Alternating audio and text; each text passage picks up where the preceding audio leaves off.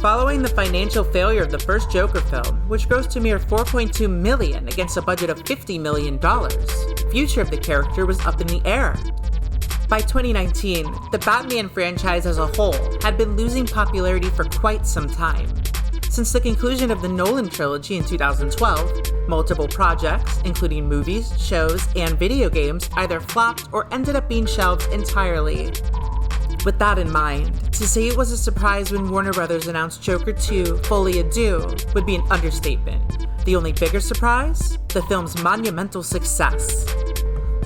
Folie Deux grossed $2.3 billion, greatly outgrossing its paltry $25 million budget, not to mention multiplying the original's gross by over 500%. The picture received mass acclaim from critics and audiences, earning leading man Joaquin Phoenix an Oscar for his portrayal as the titular clown prince of chaos. So how did we get here? To answer that question, let's examine how Todd Phillips redeemed himself as one of the greatest modern comic book movie directors, alongside Christopher Nolan and Zack Snyder. Hi, I'm Alana, and welcome back to the Kino Caboose. If this is your first time on board, welcome! Choo-choo! After Todd Phillips managed to change the landscape of comedy with movies like The Hangover 3 and The Hangover 2, he decided to pursue more dramatic fare, taking inspiration from directors like Martin Scorsese and Quentin Tarantino for that old Hollywood feel.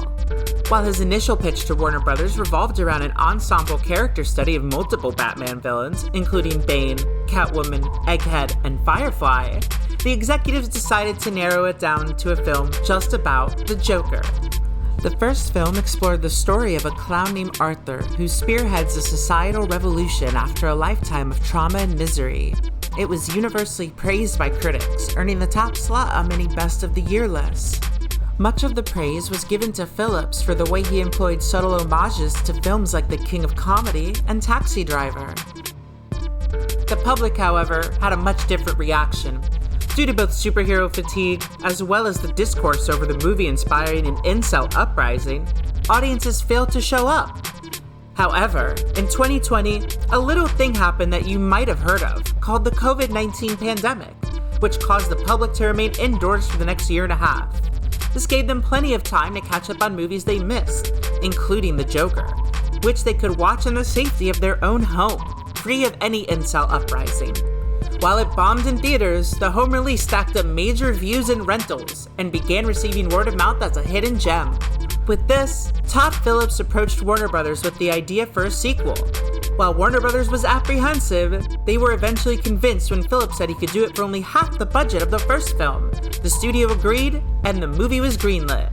Joaquin Phoenix said he would return to the character, but with a stipulation: only if he was allowed to sing. This idea came to him after watching the show Roly Poly Oly. Phoenix was both enchanted and amazed at how characters were able to sing their dialogue as a way to advance the narrative. The creative staff and executives both agreed.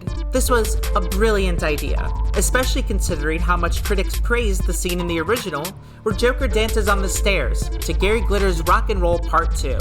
The production team moved ahead with adapting older classic songs in order to fit the story they were attempting to tell. Originally, songs were selected by the likes of Robert Kelly, Sean Combs, Johnny Paycheck, and John Phillips, no relation, before settling on jazz standards to give it that classic feel. The film also sought to expand on the Joker's status as a revolutionary figure, showing his transition up the ladder until the end of the film where he becomes mayor of Gotham. A post-credits scene announces his run for president, effectively setting the stage for the final film in the trilogy, Citizen Joke. Rather than paying tasteful homage to beloved movies as he did in the first film, Phillips was allowed to let his imagination run wild, crafting wholly original scenes that showed the Joker embracing his inner mayhem, as well as other scenes that YouTube would demonetize me for discussing, although I'm sure you've seen them on Twitter by now. Lady Gaga was cast in the film as Harley Quinn after Phillips heard her album Joanne, considered by Little Monsters to be far and away her best work, as well as her performance in 2021's House of Gucci. There can be 100 people. The character was originally going to have a different name, with Lee Quinzel being considered. The Warner Bros. Executives rejected this idea, and, as usual, the executives were right. Insiders say that Todd Phillips was a very open and agile collaborator, even taking suggestions from a PA who pitched the now iconic scene where the Joker eats a baby. Phillips wanted the film to be a love letter to the fans who helped raise the first movie out of potential obscurity, as well as those who identified with the Joker and found kinship with the character. For her part, Lady Gaga released a companion album called Harlequin, with the lead single, Gonna Build a Mountain, topping the Billboard Hot 100 uninterrupted for 4 weeks. Robert De Niro returned to the Joker universe as Bane, fulfilling Phillips' original vision for the first movie.